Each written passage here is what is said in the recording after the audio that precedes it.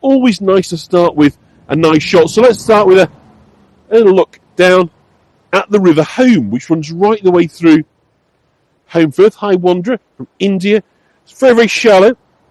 And the river, which is the home of the Holme Valley, this area around here is called Holme Valley in West Yorkshire, England.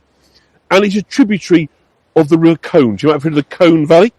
And its source is the Digley Reservoir. We're going to talk about the reservoir a little bit later on in relation to flooding.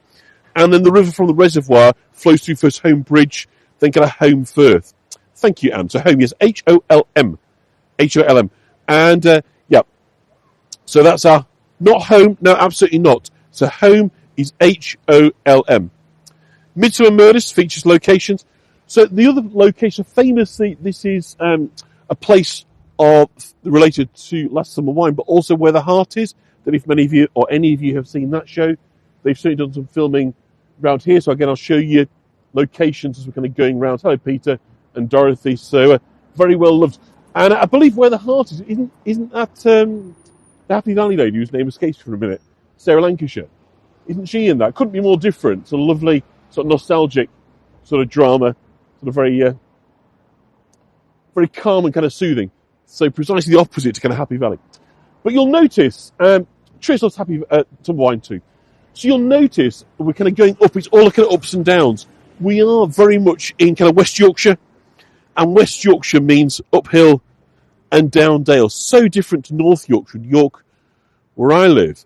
But actually, I'm from this part of the world, and there's something about this part of the world, whether it be the stone, the hillsides, the buildings, that really tugs at me. There's always a part of me when I come back to West Yorkshire, I wish I was still here. There's a part of me that was kind of left here in my heart, so much happy childhood stuff with relatives, with grandma and granddad and so forth were here. Not in Holme Bridge, but very, very nearby in Halifax, kind of Brighouse area. So constantly, absolutely KCM longest TV running series ever. So for me, there's a kind of, definitely a sense of bringing in somewhere that is very familiar, somewhere I feel kind of very sort of passionate about. So firstly, I just want to show you, because Marlene's on, and we always have a bit of fun finding Marlene at home, that this house here, on the left-hand side, I looked very seriously at buying. Probably about 15 years ago, I was looking at, Mark's been walking around here, fantastic, up in the hills.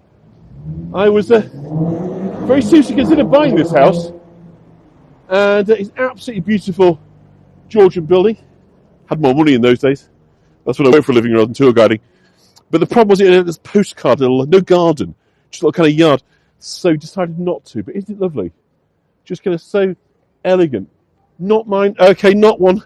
So we've got an early no from Marlene. She's knocked us back. So hopefully keep your eye out, Marlene, because I think you'll approve of the quality of the accommodation, the housing, the architectural style around here. And of course, it's worth noting that with everything being so up and down, you've got various layers, as you might say.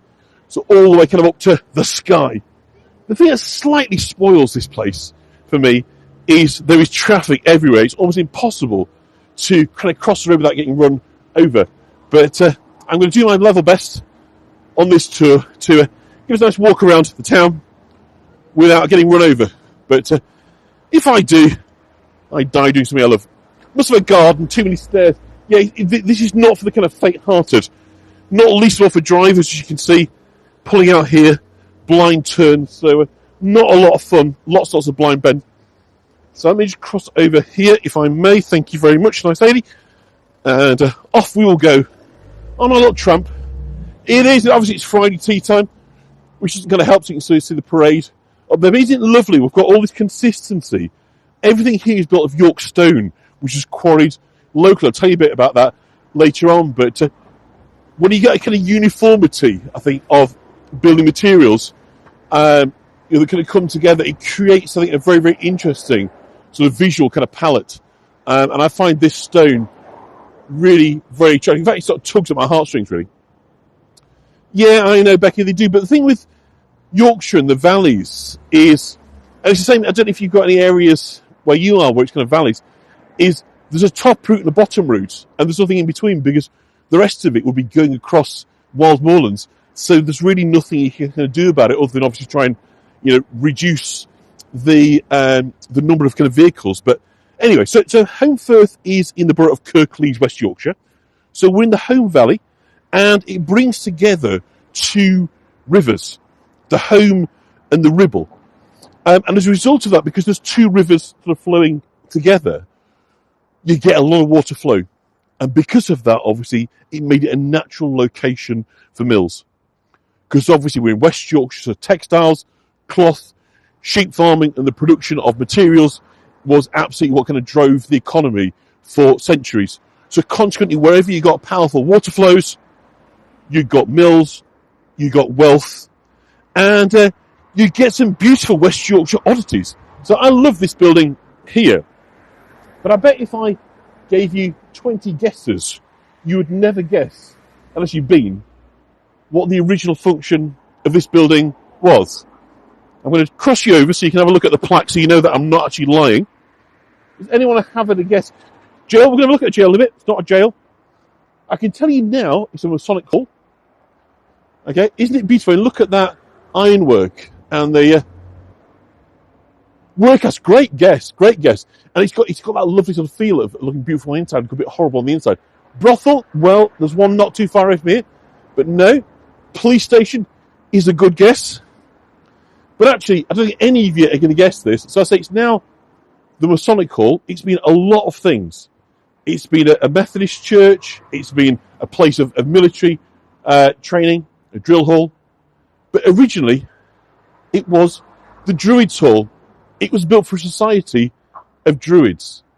How mad is that?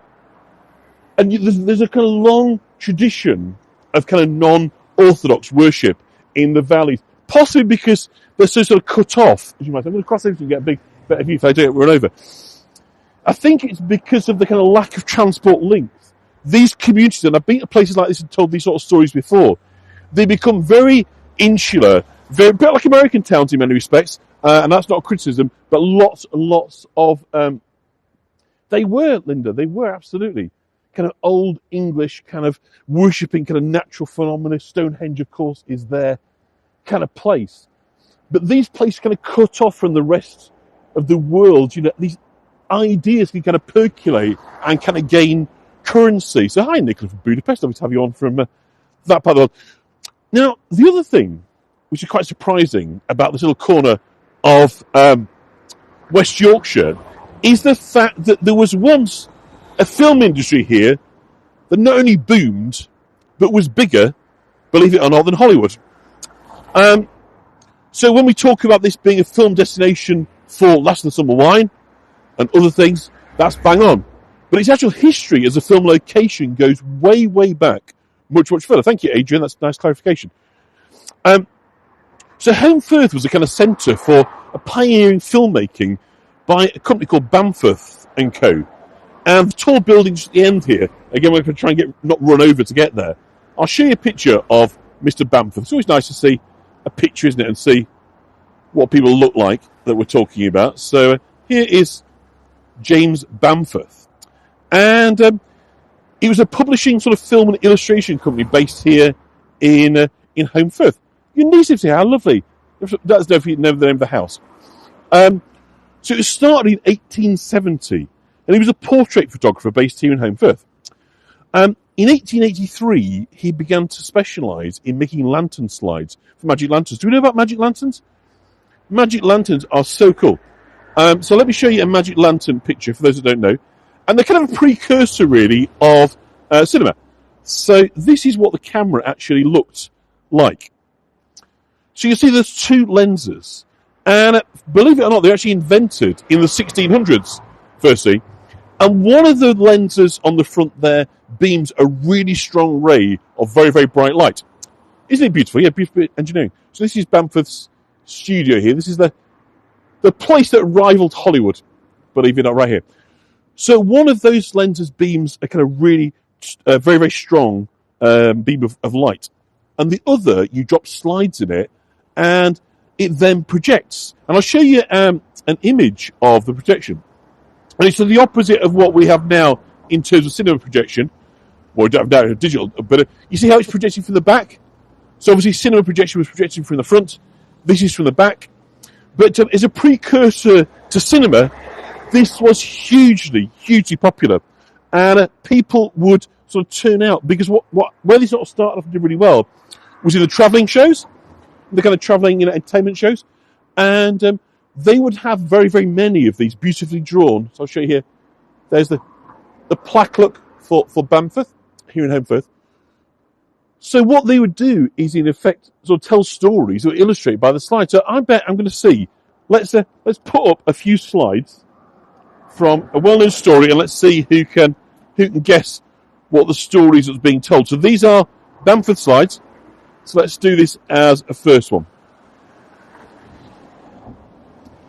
And a second. Have we guessed which film? Not film. Which story? Of course, it's Alice in Wonderland. So basically, you would have a very theatrical narrator, or even more than one person narrating the kind of story, and then you'd have these images. So, of course, it's not cinema. Of course, it's not cinema. But you can kind of see how, it's almost electrical storytelling. And so this was a huge art form, the magic lanterns. And that's basically what Bamfirth started before he made films. So in 1898, then, the company started making silent monochrome films with the Riley brothers of Bradford in West Yorkshire. And they've been making films since 1896. So the first films made in Yorkshire in 1888. So very, very exactly pictorial storytelling. You bang on there, Eleanor. That's exactly how I would describe it. So this all happened here. This was where they made the production studio. And so with James Bamford's kind of exercise in lantern slides, that was sort of... I think so too, Becky. They'd be enthralled, wouldn't they? Captivated by stories, great images, all packed in together. Real sense of occasion. So obviously his experience of making these slides was invaluable in the filmmaking. And they developed, a Bradford guy developed the camera from the cine camera. And so this is how they moved from the kind of stills to moving images. And by 1898, they were making films here. There's RAB films. And that lasted until 1900.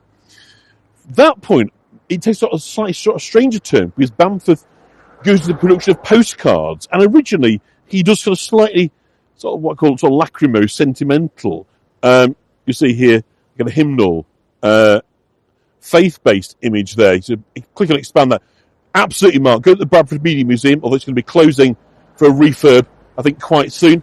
So they started producing these kind of faith-based, kind of tuck in your Bible verses, but very, very quickly they decided to go in a completely opposite direction. And Bamfirth and Son became notorious for saucy postcards, what they call the English seaside postcard. So here's a kind of example, and it was always, kind of very dominant, very buxom women that were incredibly strong and sort of dominated the men, and the men in these postcards sort of seemed to like the idea of sex, but were utterly kind of cowed by these sort of powerful women. And so, another one that I like, that I kind of saw a photo of earlier that I just thought I'd share with you. It's on a notice board here. Which is a rare one where the man is, if you like, in the ascendancy. But even so, he's responding to infidelity. So just have a little look at that one. So he went into postcard production, and it became huge amongst the English kind of working classes. And he accumulated so much money that by 1913 he decided to go back into film production.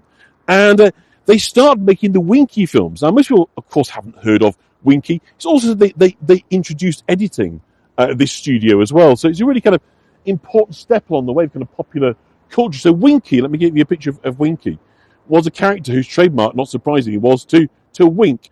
And like Oliver Hardy, he's kind of straight into the camera. Absolutely, thank you, Susan. So he was a huge kind of character, about 80 short films made with him, very, very popular. He was actually a Swiss guy whose name was Reginald Schwitz-Goebel. But during the First World War, of course, it became very scandalous to have a foreign name. So he changed his name to his mother's maiden name, which was Reggie Sheridan.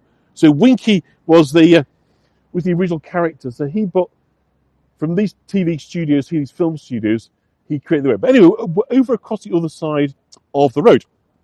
And we're in Homebridge Gardens. And this garden, very nice little laid out sort of formal gardens here by the riverside, was once a site of the parish church graveyard from the 1760s onwards. Oh, that's great, Mark. I'm glad that you've picked up something.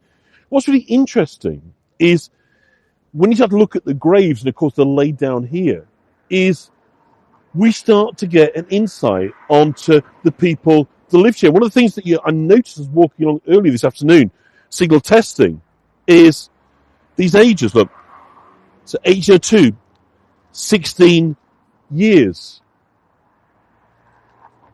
We've got over here, people in the old age dying in the sort of 50s and 60s. But look at this grave here. Age 2 years, age 23 years, all same family, age 22 years, age 30 years, age 65. So thank you, Cynthia. You've got a really interesting picture. So 43 down here, 21 over here. A picture of a mortality that now we would find shocking and stunning. But as you can see, I'm not jumping from grave to grave. I'm just literally going along. 34 years.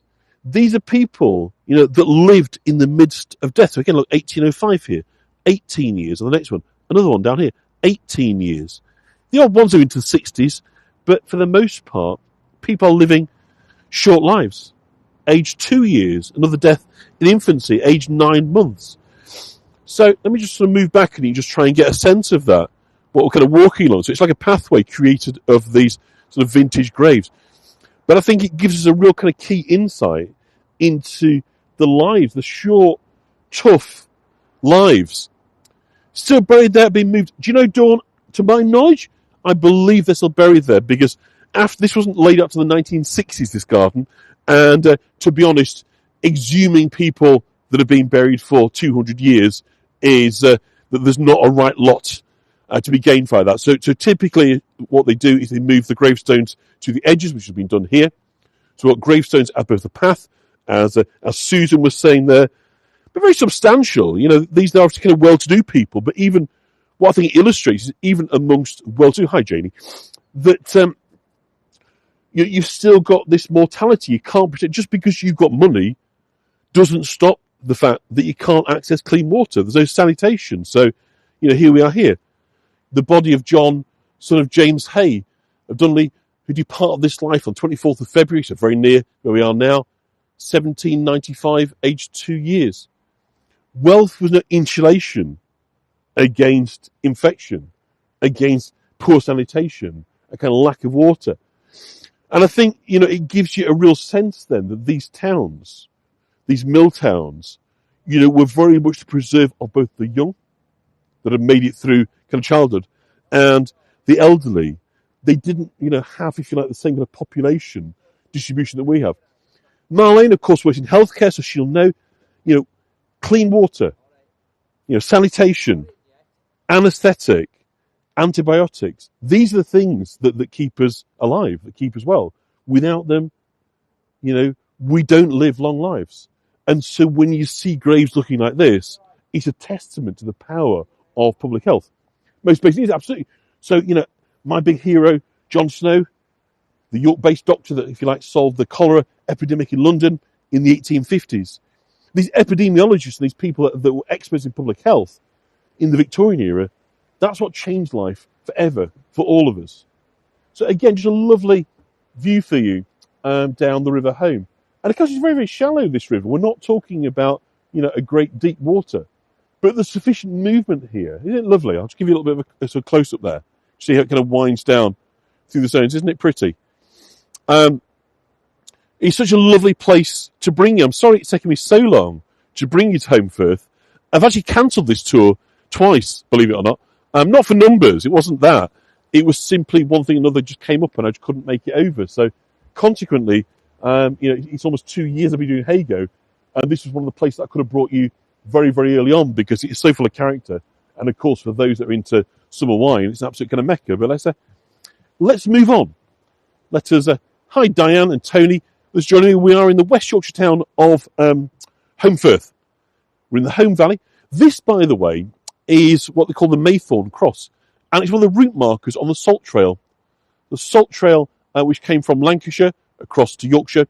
And salt, of course, wasn't just about table salt, it was about preservation. Before refrigeration, salting was a way of keeping food good, particularly meats and fishes, good across the winter. So consequently, salt had a very, very kind of important role to play. If you could produce salt and salt flats, have we got who's on from Morecambe? We've got a friend, haven't we, in Morecambe? I think who it is for a minute. I do apologise. There were salt flats over that way, wasn't there? It is lovely, Becky. It's a really nice town, and as I was saying earlier, it's got a uniformity. There's loads, Susan, but I'm going to tell you a bit about in a minute. So for lovers of packhorse bridges, you might want to cover your ears because a real great tragedy befell them in 1852. We'll come to that in just a moment. We're going to have a look up at the church first and Daisy Lane. So are we enjoying ourselves? Are we having a nice time in Holmfirth? Some lovely sky. So who's been before? Just give me a quick straw poll. Who's actually seen the TV show? Who's sort of familiar? And it's kind of looking out for places they can kind of recognise and remember. So good. It's just as I say, it doesn't matter because I think it's so lovely anyway. So we're coming back onto the main road. So we've got Bamford Studio again. We're going to head into the centre of the town. I need to kind of cross over now because I want to take you up Daisy Lane. And as somebody, as I say, is you all know that I'm kind of ridiculously romantic about Northern England. I have got a complete sort of soft spot for Northern England. The bits I'm about to show you just give me a stirring, as you might say. Not there. But in the heart, there's just something about it's this stone that just absolutely entrances me. It is just called Yorkstone. So Holmfirth's got its characteristic look because it's all from the same stone, which is kind of quarried here. And it's a type of sandstone from quarries that have been dug out since the Middle Ages. And it's what they call a carboniferous sedimentary rock. And it slates very well. In other words, you can see here, nice kind of straight. So very, very good for both roofing and kind of construction. It is used famously in the Grosvenor Estate in London. So the best streets in London are paved with Yorkstone. It is absolutely kind of tip-top. Everyone loves it. For those who are into geology, it contains quartz, mica, feldspar, clay, and iron oxides. And the levels of reminds me of Hodgson Weardale. There are similars with Weardale, yep. How much quartz and mica, the levels of those kind of change the outlook and the colours of it. So we're going to Daisy Lane, and this is just so Yorkshire, it hurts, if that makes sense. And I'm not being silly, I'm not trying to be twee, but it is just beautiful. I can't begin to describe lovely bridal gown like. Isn't that lovely? Look at how wonderful that pink looks against, from a photography point of view. Let me just give you that postcard. Look at that. Isn't that a juxtaposition to die for? That is just fabulous, isn't it? I just love that. I like this, don't you? Sometimes, photography is like contrast, isn't it? And so the grey with that pink, is just absolutely something. Now, I believe I don't know, it's a bridal place or some such thing.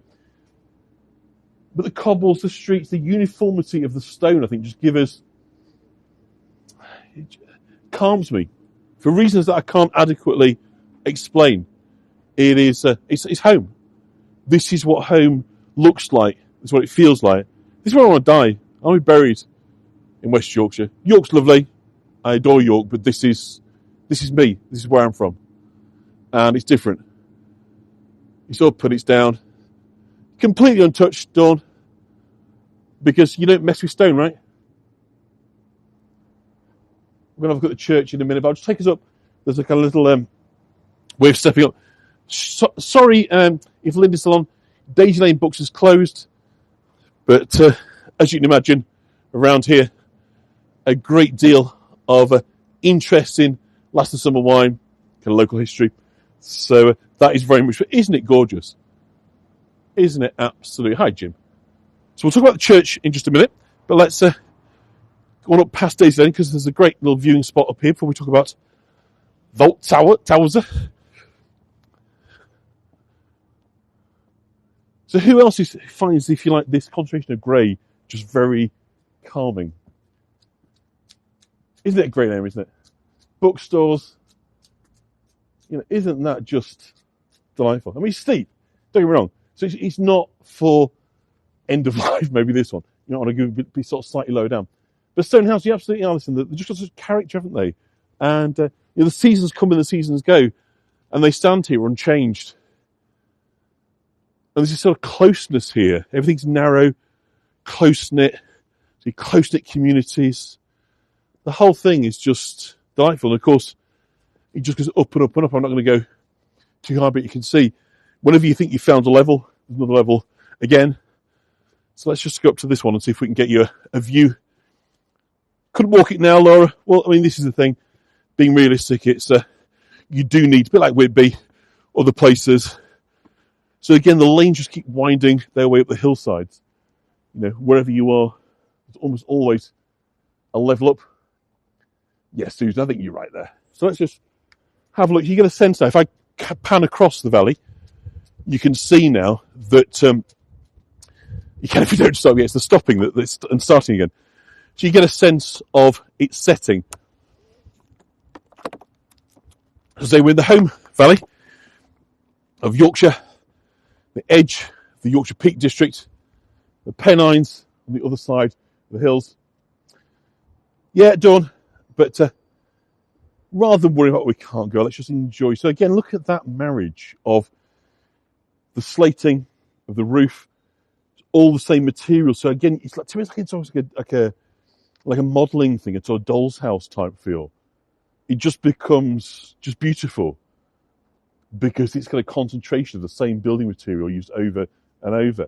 And of course, when I come to York, and I say precisely opposite, I say how much I love it because of the lack of uniformity. And the thing is, I think you can love both. It isn't one or the other. Some places really, really, exactly comforting, Dawn. Some places really, really suit this rustic look and feel, don't they? And that there's like no town planning. And part of that actually was they came from what they call closes. And closes in the medieval era were strips of farmland that were enclosed. You paid more rent for them. And basically thank you for that, Tristan. Watch it on BritBox. So basically what you would have is a walled enclosure. People built houses on their closes. So that's why at times you look at the thing, how on earth did it be sort of thought this would be the right kind of layout? And it's not. It's not being thought through. It's basically everyone doing their own thing. So it was in wonderful higgledy-piggledy character. So we're going to talk about it in a little bit, but this is the oldest property, the oldest building in Holmfirth. So this is called Towser in Yorkshire. I don't often talk Yorkshire, but there you go. That's how you pronounce it. Towser. So it's the old jail. Thank you. See it? You see that spelling? Towser. Right. And this dates all the way back to 1597. And it's had many roads. Let me move back and you can get a sense of what it looks like before we go back up. The sacrifices that I make for you, going up and down to do this. And we've got a right steep climb at the end of the tour as well, which is so badly done. I never have a steep hill at the end. So, it does get better. So this has been many things to its life, including a jail and a mortuary. And it means old jail in the local dialect. And normally this was a place where kind of drunkards and people would be sort of thrown in to either sleep it off or to appear in front of the magistrates. Not terribly serious crimes, but they had a very notorious inmate here who was the Reverend Edmund Robinson. And he was the curate of the church here, which of course is right next door. So take the zoom off so you can see that. I'll try and get both of them in the same shot. And what curate Robinson did, Reverend Robinson did, was it was found out that he wasn't actually licensed. He was holding weddings and ceremonies of weddings without a license. And so he was arrested. And this is in the 1680s. And it was found then that not only was he taking these services without having the proper qualifications and license, wasn't paying the fees, not only that, he was taking the money, he was coin clipping. Has anybody heard of coin clipping? It was a real problem in the 17th and 18th centuries when coins were made of gold. And basically coin clipping, as you imagine, is they would take a coin and snip small edges of it. Now, you might not snip a lot off, but over time it builds up. And so what they would do basically is then they melt down the clippings and make new coins. So it was debasing coinage. And of course, you're not allowed to do that. That kind of idea that, the rich have and the poor try and nick it, as you can imagine. So he was sent for trial at York. He spent a few days incarcerated here in Old Towser. Be slightly illegal, very, very illegal. Do you plead guilty or very guilty? Is your kind of choices there. And so he was taken to York, put on trial. He was convicted and hanged at York was the Reverend Edmund Robinson. So a bit of a stain, has to be said, on this church here. So we are now at the church. And the church here, not this church, I'll tell you about that in a second, was first built here in the 1480s during the reign of Edward IV. Where the term chiseler comes from, I didn't know that, Janice. That's very, very interesting. But originally, that's how they made change. Great, absolutely, it all just folds in on itself, Linda. It's a strange sort of place, but what I thought might be a pain in the bum for signals is actually really good. So all the angles intersect. So this church here was originally completed in 1500. And they had a bit of a to-do in 1635 because the new curate coming in decided that he was going to put in pews. And pews are quite new. Didn't really have pews before the Reformation because they were also done quickly, services them in Latin. But when he got the Reformation, suddenly it was in English, and he had the sermon. And so this idea of kind of sitting down and listening to this kind of life lesson on a Sunday was new. So people were told they had to sit down so they could listen and be comfortable. But of course that meant paying a fee. They didn't want to pay a fee, they refused to pay it. So basically there was a riot here, or almost a riot, here in Holmfirth, because they refused to pay the fees, the 10 pence per year, 10 pennies per year, to take their pews in the church. And the Reverend Binns was chased out of town. He came back but died shortly thereafter. It was believed the church was damned and stained as a result. And so when it was flooded and fell down in the 1700s, people believed it was getting good riddance. So this church that you're looking at here replaced the church that was originally here in 1777. And this church here dates from the 1780s. So we'll come down the steps because we're about to come into a very, very kind of well-known location that fans of the TV show, those that haven't heard of it, just bear with me or check it out. After this, go and look for the last of the summer wine. I guarantee you'll find lots of references to it, but isn't it beautiful, the stone porticos? And of course the carbon, of course, from both cars and industry, turn this stone kind of black. Hold that thought. I think you're about to be very pleased. So, for fans of the TV show, you know where I'm going to be. So I'll just give you one last shot and tease you, frustrate you, drive you mad, waiting for this. So just a view of the church, the parish church, Holy Trinity, in Holmfirth, very austere and plain. But of course, we'll come here, give it hardly a second glance. It's the stage which came down, because of course we are right outside the famous cafe, Sid's Cafe, from last of the summer wine. For those that don't know, by the way, the reason they came here is a guy called Barry Tuck, who was a comic with the BBC, and in the 1950s he did a touring comedy in working men's clubs, and he came here and he really kind of fell for the place. He thought it'd be a fantastic place to do some kind of filming. And so when he heard the BBC in the late 60s were looking for a place, a kind of town surrounded by hills, he suggested Holmfirth, and they came here and kind of checked it out. So it had been kind of used in a kind of pilot as well. But this was used basically in every episode. For those that kind of don't know, Last of Summer Wine sort of centres around the adventures and misadventures of three kind of retired men. Its most kind of famous lineup was Compo, Clegg, and Foggy. We'll talk about them all in a few minutes. But just for those that aren't familiar with the show, this is kind of what they look like. I've got a picture here. I'll just find that for you.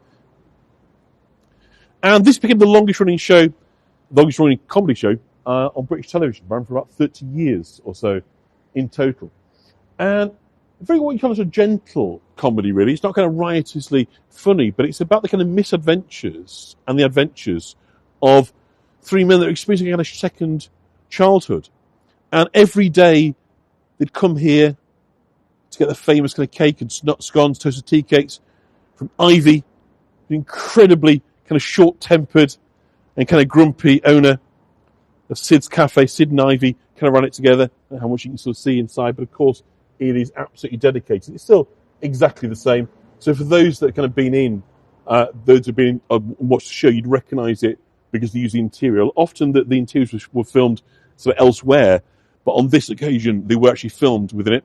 That's right. It was Michael Bates, wasn't it? Adrian was the first sort of star of it, but I believe he got ill after a couple of years.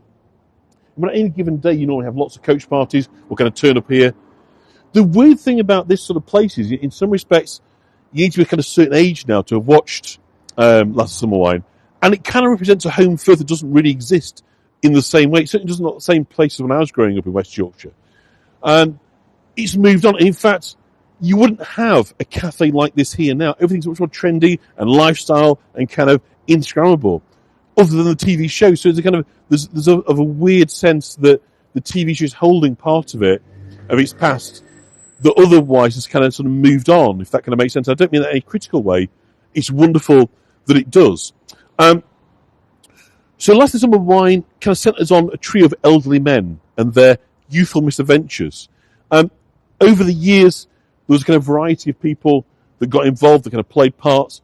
But for the most part, it was those three that I kind of showed you. And the name is A Glass of Summer Wine. Yes, it was. And what's really kind of nice is the name Last Summer Wine, it was saying that these guys weren't in the autumn of their years. They weren't in the end of their life. They were still in the summer. It was this sense of a never-ending childhood.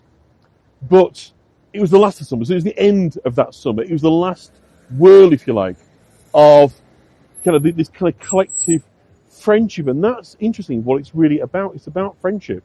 And kind of what a rarity, I suppose, it is in adult life to have the time to spend together, to have these kind of adventures. So it really is sort of treatise, if you like, on kind of male bonding and male friendship. So the writer very deliberately ensured they didn't have wives or jobs or partners or ties, so they could spend their time kind of exploring. So a typical kind of image here of them sat up on the kind of hillside.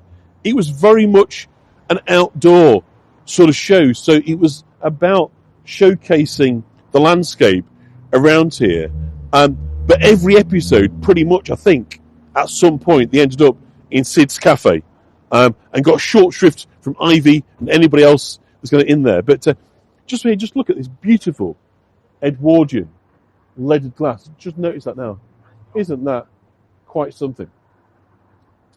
So let's continue on, because we are up against time tonight, however. Hi. And we don't want to kind of run out of time. We should always run over. And there's a place around here called the Nook. And for those that recognise breweries, there's a very distinctive smell, because this pub here has got very distinctive from there as well. There you go, keep it live. Just cross over. And so I'll just take you down here, just to kind of show you. So there's a famous pub down here called the Nook, but it's also got its own brewing shed, which goes back all the way to the 18th century, I believe. Is it around here? Have I gone the wrong place? Have I gone the wrong? I haven't gone the wrong. No, you got the right place. The pub seats, the brewing shed's around the other side, isn't it? Yeah. The blue side that tells you everything about. Oh, we'll go down there. Thank you very much. We also have a brewery around the back. That's what I was looking for. Yeah, there's nothing like getting lost on a live tour. So here we are. So it dates from 1754. That's going to be audience participation. Rebuilt in 1819, and this was a turnpike. So turnpikes, by the way, again, there's a river crossing here. A turnpike is basically a place where poor Wally Batty, absolutely. We don't see compost home a little bit. So a turnpike basically was a point of payment. So we talked earlier about kind of pack horse bridges, wherever you pass on the way to market, wherever you got fording, where you're going to crossing rivers or roads, that's where you pay taxes. So that's what turnpikes are. So this almost certainly one of the income streams for the licensee, for the landlord, would have been collecting money for people wanting to pass over the bridge. So this is how, when you've got obviously valleys and structures, you kind of need the infrastructure, don't you, of roads and river crossings and so forth. But of course, they represent an earning opportunities for the owners. So there's a brewery, the brewery on the other side. I just took you down the wrong alley, so I apologise for that. But those lovely people just put me straight. And it's always nice just to have a little chat with locals you're going around. So again, as you can see, every road you take when you're at the bottom, every road outwards is straight up because we're at the bottom of a valley. But how lovely is all this around here? Absolutely getting lost in nooks and crannies are absolutely, but it's so inviting, don't you think? You sort of part you want to get lost. I'm sort of indifferent to getting lost in places like this because there's so much character and the kind of industrial heritage. You see the chimneys. Chimneys, of course, are very tall for bilging, basically getting the crap out, for want of a better description. So trying to get so instead of getting smog sitting at the bottom of valleys, you try to chuck it out into the sky. Often it wouldn't work; it would sit on the valley bottoms. But this here, dated from the 1780s, is the brew house, the brewery. So all the beers, the draft beers, the cask ales served in the Nook pub are brewed on site.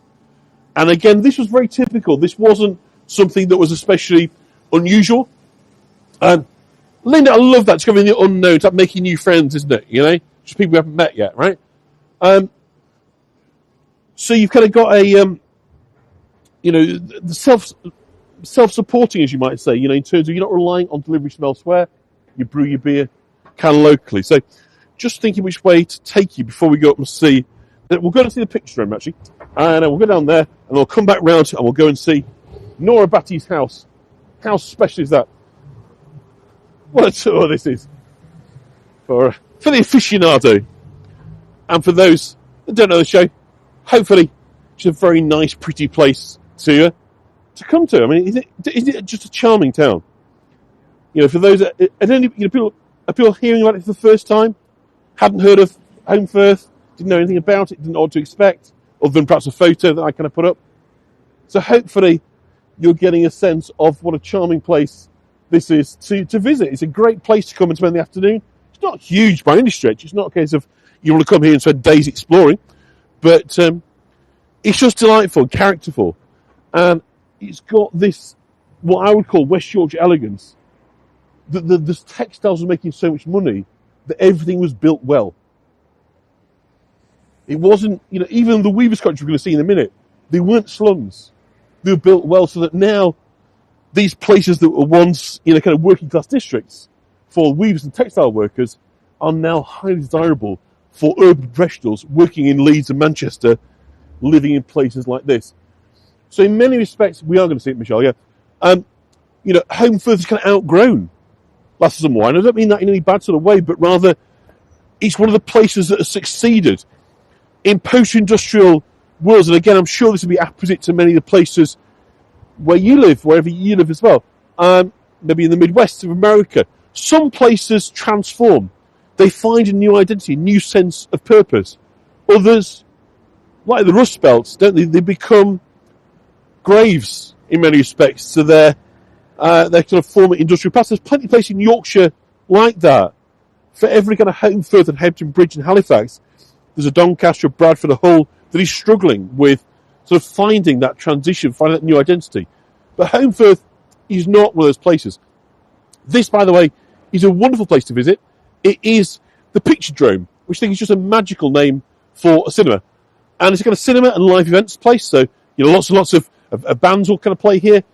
And this was the place where the Winky films were shown. So remember we saying about Winky, Bamford? So Bamford is over there, you can't see from here, but his studio just over there. And they would come and package from all the villagers round and about. There's 1,000 seats in here, and they would sell out. Winky was hugely popular. So for those that missed it earlier, I'll kind of show you a picture of Winky. And this is, as I say, at a time where Holmfirth was, believe it or not, the world capital of motion picture production. They were absolutely spitting them out here, and that's Winky. So this is where you'd come and see your Winky movies at the Picture Drome, here, opening in March of 1913. So let's just take you back over the river, and then we'll go and have a look at Nora Batty's cottage. But it's important to have a look at the river and see how it runs through the centre to kind of get an understanding of how these towns are kind of constructed, but also the perils when these rivers flood, because the River Home is notorious for flooding. A beautiful bit of... Isn't that lovely just there? Let me come out to this bridge and I'll give you a shot from there. I think you'll... Journey 24 miles, is that to Manchester? So again, we've got a lovely little bit of movement, of turbulence, just enough to move it, but of course, more than enough to drive water wheels. And so all these areas around here would have been populated by water wheels and mills, originally, of course, owned by the lords of the manor, who would charge huge amounts of money for you to grind your corn and to produce the textiles. Everything was about an earner for the wealthiest. And this part of West Yorkshire was very much about textiles, right from the early kind of medieval period. Because partly a lot of the arable ground isn't great, you can't really farm up hills too easily, but sheep don't mind it. Very soft water, easy to keep to clean the fleeces when you kind of cut them off. And so it's a big textile area. But certain things interrupted, like the Napoleonic War, because much of the textile was exported.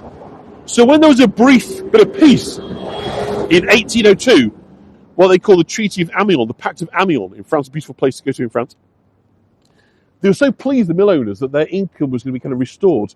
They had this column erected. And it was very short-lived because, unfortunately, Napoleon was back to his old tricks within a very short period of time. So it was rather kind of a false dawn. So it's not just a monument of folly. It has a second purpose. And that is to show you the height of the floodwater here in 1852. And basically what happened in 1852 was that shortly after midnight on February the 5th, the dam broke of the reservoir. And about 82 million gallons of water flooded down through the valley. Tragically, 81 people lost their lives. But also not just, it wasn't just about, please go to Bolby. Oh, yeah, in Doncaster, yeah. It wasn't just the loss of people. It smashed through the valley. And what we know is that 7 packhorse bridges, and we all love packhorse bridges. I do photos, I get lovely feedback on packhorse bridges.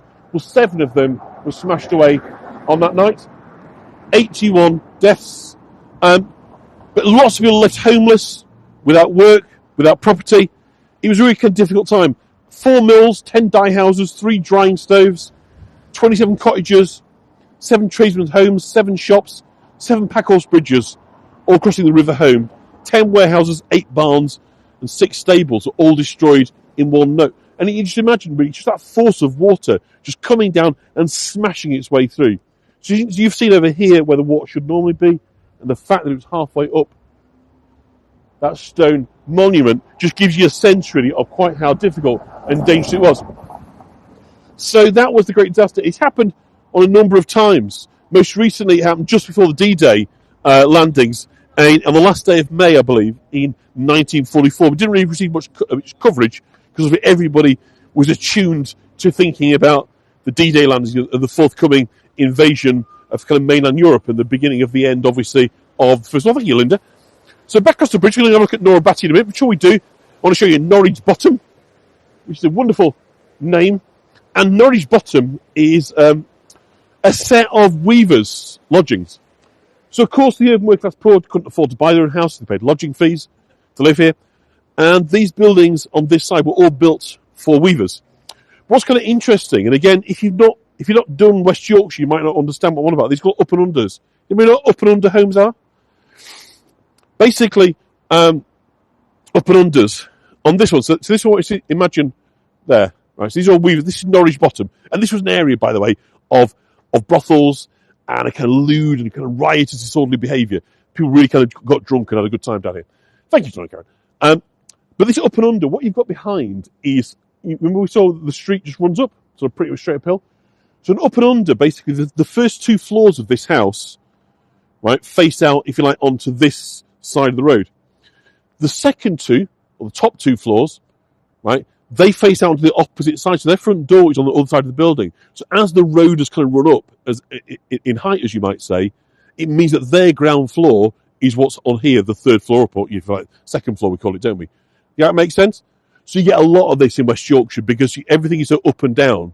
Basically, you're kind of building into the hillsides. So you have buildings that are orientated, and they call them flying freeholds, and they're sort of very problematic to buy because basically it means that somebody else owns your roof. So it's not for the faint-hearted in terms of kind of ownership of these buildings, but loads of them all over West Yorkshire. So let's go and have a look at Miss Nora Batty. So by the way, at the inquest after the flood, they're hugely critical of the owners of the infrastructure. So it was basically completely their fault, hadn't been maintained, and they were charging all this money for people to use it, but they weren't maintaining it, and so it was directly their fault. But of course, being wealthy, they got away with it because that's the way it goes, right? They got a slap on the wrist, and they're rather embarrassed, but in essence, there was no real punishment forthcoming because the people that died were poor, so it didn't really matter all that much. Lovely view, isn't it? Yeah. And so let's go back and talk a bit more. So for those that kind of aren't familiar with Last Summer Wine, let me just try and give you a kind of sense. So as you have these three main characters. You got Bill Owen, is the sort of mischievous and impulsive Compo. He's almost a bit of a tramp, really. You still see his picture.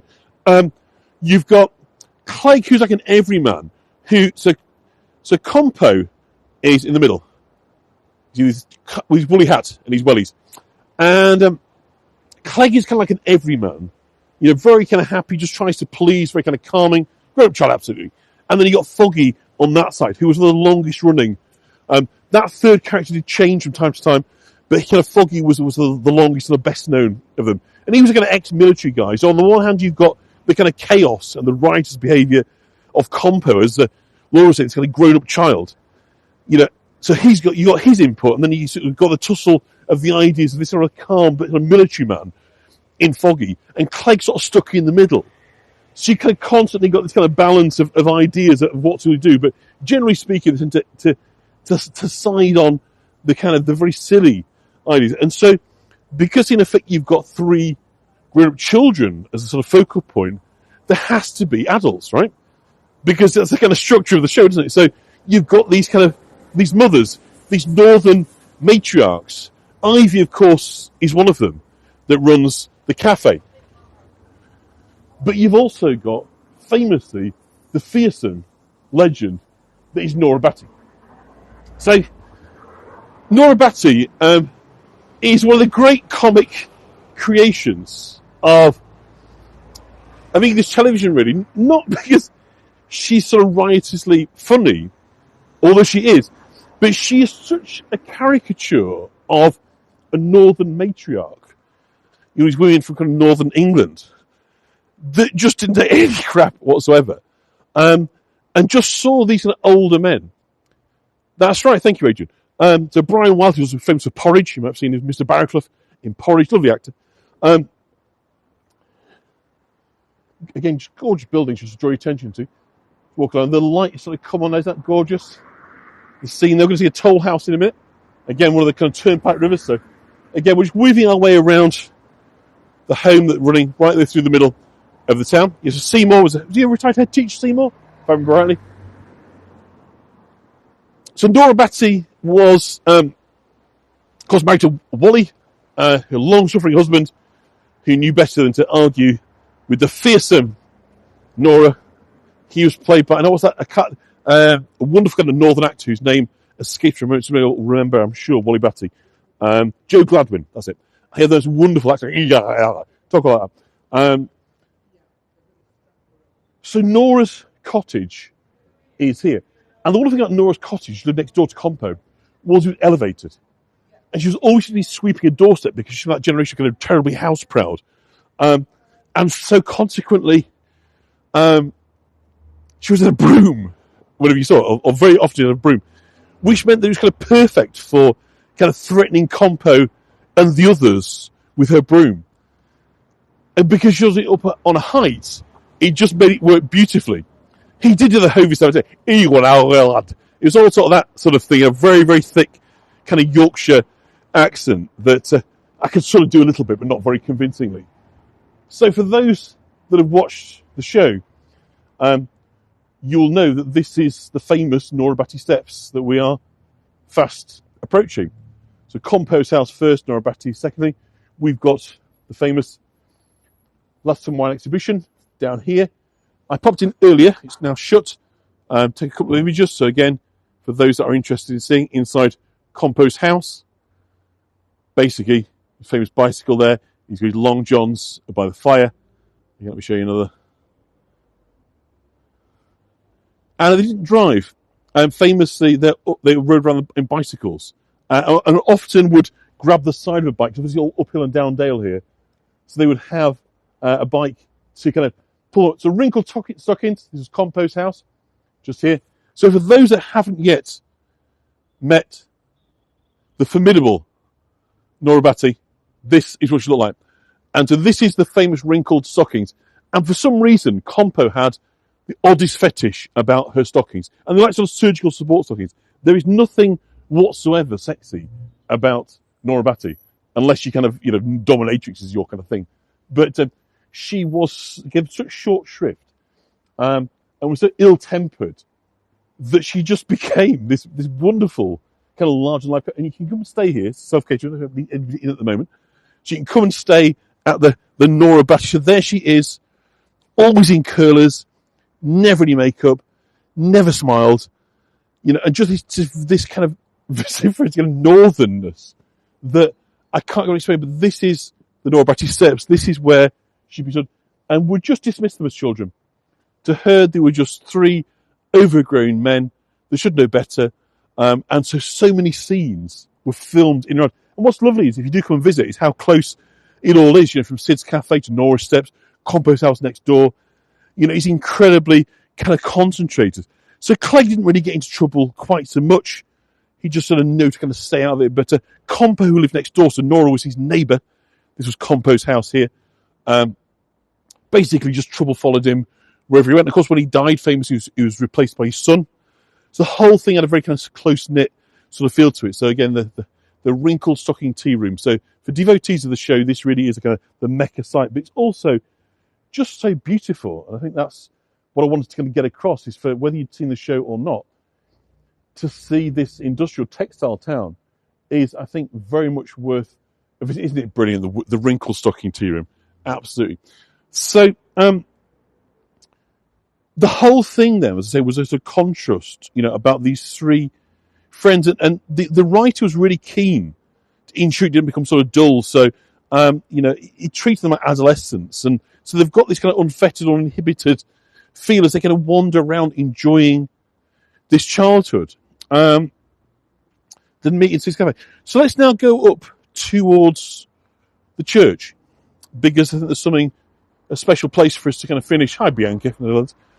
Up here, and again, I've tested this, so this is really bad planning insofar as that any tour guides on here never finish your tours uphill. It's bad planning, shouldn't do it, it hadn't been thought out, but sadly, there's no other way of doing this for you. Before we go, by the way, have you heard of Ashley Jackson? He's a very famous Yorkshire artist, and Bill Clinton's one of his fans, actually. Bill Clinton's got some of his works. A very, very well-known landscape watercolourist, born in Barnsley, but which isn't as far away as you might seem here. Nothing as the crow flies is too far away, but by road it's a long, long way. But Ashley Jackson, very, very successful. And I'll just show you his gallery here. So again, it's closed for the day, but just very soft scenes of Yorkshire landscapes. A lot of weather, so it's almost sort of Turner-esque in some respects. He did Bill Owen's son Tom join the cast. So Ashley Jackson, if you haven't sought him out, do give him a little look. He's well worth looking at. He's not going to throw away. He's very, very good quality. He's a sort of celebrity painter. But I say very, very much collected. Hi, team. So we'll go now up a thong lane, which sounds rather rude. Up a thong, but thong means a strip of land. By the way, just in case you wondered what this thong things like that. Do you know, I almost said that once to Catherine, but I didn't want, you never want to compare artists in that respect, because obviously you want to, so I was saying, he's like copyists, but it definitely reminds me of Ashley Jackson. I don't know if Catherine's still on, but if so, take that as a compliment, because if you could sell like his, then I'm sure you'd have a very comfortable retirement indeed. So we're going to walk up now towards the church. And somebody was mentioning earlier about the theme. And if this works, and as ever, when you deal with tech, it might not work, but if it does, can you hear that?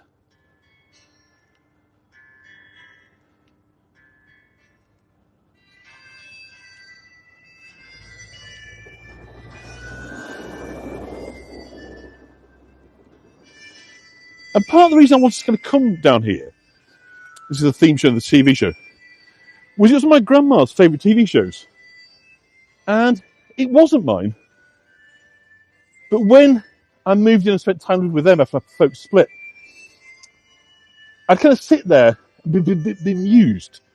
I didn't really get it, because I think the reason for this is when you're young, you take friendship for granted. You take adventure for granted. You've got no responsibilities. You just go out and you have fun, kicking your heels, and you find adventure. And you don't realise in the years ahead that those friendships are harder to sustain, that it's harder to find the time for those friendships, dedicate that much time. You become a professional, you have children. And so now, when I look back, at the time I was bored watching it, but now I'd love to go back and watch it with my grandma, because now I can understand what's going on. And that's the difference, isn't it? Is that I think so often we wish we could revisit these places. Hello, Robin. There's a famous, funny set where Robin's from. Famous TV show called Mad Men, if any of you have seen it. And there's a pivotal scene in the early episodes where he talks about nostalgia as being a marketing tool. And he says that the main character, that nostalgia is a Greek word, which is a pain from an old wound. Which, if it's true, it's just beautiful, isn't it? The thought of just yearning to go back. Hello, Grace. And that's what I'd love, is to go back and spend time with my grandparents now that I'm a parent, I'm older. It's a different world, isn't it? So, in some respects now, I think very, very fondly of this TV show that at the time I dismissed. But had I realised how special those adult friendships are and how difficult, as I say, it can be to find the time to really devote to friendship, I'd have realised that what was being portrayed wasn't lame. It was actually very, very special. So again, looking out across the sides, the hillside, we're going up now towards St John's Church. We'll see the church just in a moment. So there we go, that is the theme tune of the last of the summer wine. I hope you enjoyed that. Thank you. Oh, a bit more still. I'm quite sure when it's going to end. Isn't that nice? Very gentle. So the reason we're coming up here to finish our tour up at the church is the two actors most kind of known for the show, Peter Sallis and Bill Owen, are both buried here. They spent so much time here, so happy here, but crucially were such firm friends. They decided that even in death, they didn't want to be separated. So we're going to see their graves close together, which is absolutely lovely. Before we do, I found this today, and apologies for anybody that doesn't know, but for those that do, you'll get this. This rather lovely extension cemetery over here. Yeah, Mark, of course. So, for those of a younger generation that don't know, Peter Sallis became incredibly well known for appearing in the Wallace and Gromit cartoons, animations rather, by Nick Park. The wonderful, look at that, Humphrey's Garden. So many of you, I'm sure, will know that my dog is called Humphrey. So when I saw that earlier today, that just made me smile. So famously, Nick Park's animations. It's claymation, so moving little figures. And Wallace and Gromit. Wallace is a wonderful, eccentric inventor. And lives with Gromit, his dog, who doesn't speak, but manages to convey so much expression in his little face. It's beautiful, Wallace and Gromit. If you haven't seen it, check it out. They're actually about 20 minutes long each one, apart from the film. They're beautiful. But he loves cheese. The dog loves cheese. That's Humphrey does as well. So he became known as the voice of Wallace and Gromit. And he's absolutely lovely, because he did this kind of very, very late in life. And so, again, they're just lovely northern things, because he has the thickest northern accent in Peter Sallis. So these things, to me, that they've become such a celebration of northern distinctiveness, but also kind of warmth and values. The people are kind and caring, even in her own bizarre way. Nora Batty is very dismissive, but she's trying to stop them make mistakes. Thank you, Catherine. She's trying to stop them making fools of themselves. She cares enough for that. So it comes across as bluntness, but actually it's about a different generation, society of people that looked out for one another. So this is the gateway, the Lich Gate, which was put up after the Second War to commemorate those in the parish, like so many places I've shown you across England, war memorials. And so some very northern names: Butterworth, Hinchcliffe, Nuttall, Whitworth. And again, a close shave, absolutely the wrong trousers. There are so many of these kind of films. So they filmed together for over 30 years, did Peter Sallis and Bill Owen. And Bill Owen was the first to die. He died in 1999. He was replaced by his son Tom in the TV show. So Compo's son didn't play Compo, he played Compo's son. So the actor's son played the character's son, if that kind of makes sense. But then, of course, Peter Sallis as well succumbed. He was into his 90s. Although I think he died in 2013. We'll see in a minute on the grave, if I've got that right. And so, with Bill Owen already buried here up on the hillside, so you better see in a minute, the wellies coming in to show. You move back to US? Okay. Didn't realise that. Thank you, Laura. Was it 2017? And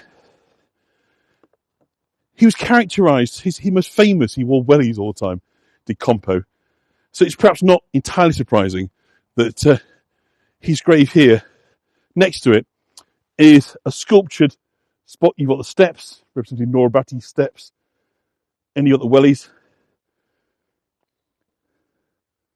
Of course, single there from Think of You at Chris's mum and dad. The famous Compo wellies over here. And so wellies, because he always just wore them in every scene, he wore wellies. He was a bit like a tramp, like a countryside tramp. So Bill Owen there, MBE, his son there, Tom, Mary, James and William, so his son, daughter-in-law and grandchildren. Let's bring you around again to see his grave. So here lies William J. Owen Rowbottom, actor and playwright, 14th of the 3rd, 1914 to the 12th of July, 1999. So that is the grave of Bill Owen. And then bang next to it, we have the grave of Peter Sallis, OBE, actor 1921 to 2017, Clegg in Last of the Summer Wine, and Wallace in Wallace and Gromit. Having a cracking day, it says on there. So that's I think you can see him. That's the grave. So if we just pan back, you can see that friends, best friends in life, are buried against one another, and they looking out across the home valley where they spent so much time. This is their view for eternity. And it's not bad, is it? As a resting place. And in keeping with, that's what I was talking about there with my kind of grandma earlier. Does anybody know the poem Blue Remembered Hills? It just sort of seemed sort of particularly apposite. It is a poem by A.E. Housman. And Housman, one of the great English poets, rather overlooked these days. But he was the author of Shropshire Lad, a very, very long series of kind of poems telling his kind of stories of kind of growing up in rural Shropshire as a lad. And one of the stanzas is, no, I'm just trying to find out, I've got it written down here because I haven't memorised it, is what's called Blue Remembered Hills. And again, it's this idea of nostalgia, about that ache of wanting to go back, wanting to be able to reconnect with our past, with our childhoods. And the lines, it starts this: into my heart an air that kills, from yon far country blows. What are those blue remembered hills? What spires, what farms are those? This is the land of lost content. I see it shining plain, the happy highways where I went and cannot come again.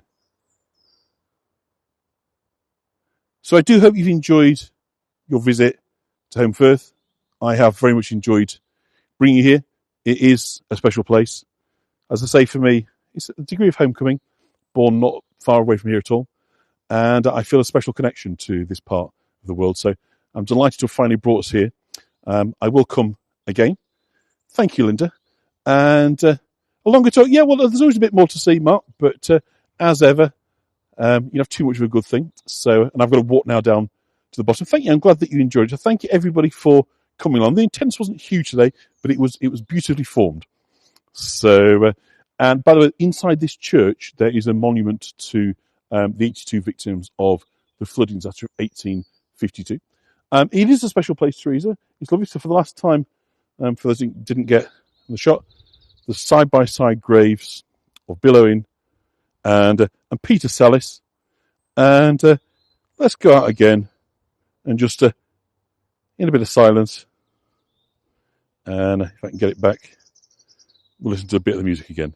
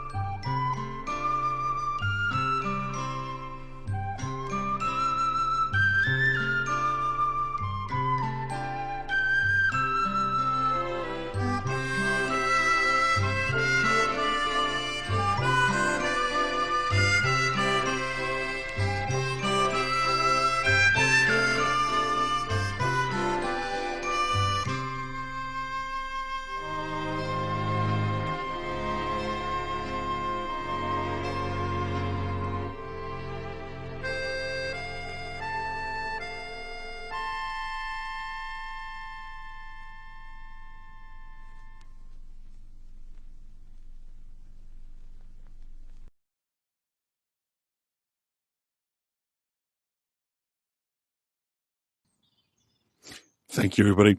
My voice is going, so I'm going to say goodbye. Thank you ever so much. Everybody's left a tip. That's fantastic. Really appreciate that. Really helps. And I hope everybody who has enjoyed it. And I look forward to seeing you tomorrow night, isn't it? We're talking to Erico. So do join with the ever mysterious Erico. He's going to be joining us tomorrow night. So do join us at home interview, but there'll be a live Q&A with her afterwards as well. So do start pinging me some questions if you've got questions for Erico. And then do join my group, All Points North with John on Facebook. Get your questions in, and we'll do the fourth of our famous interviews on Hago. So thank you, everybody, so much for joining me here. I'm going to head down to the car, get on the road, because I've got a fair drive back to York, and as you can see, the light is starting to come down.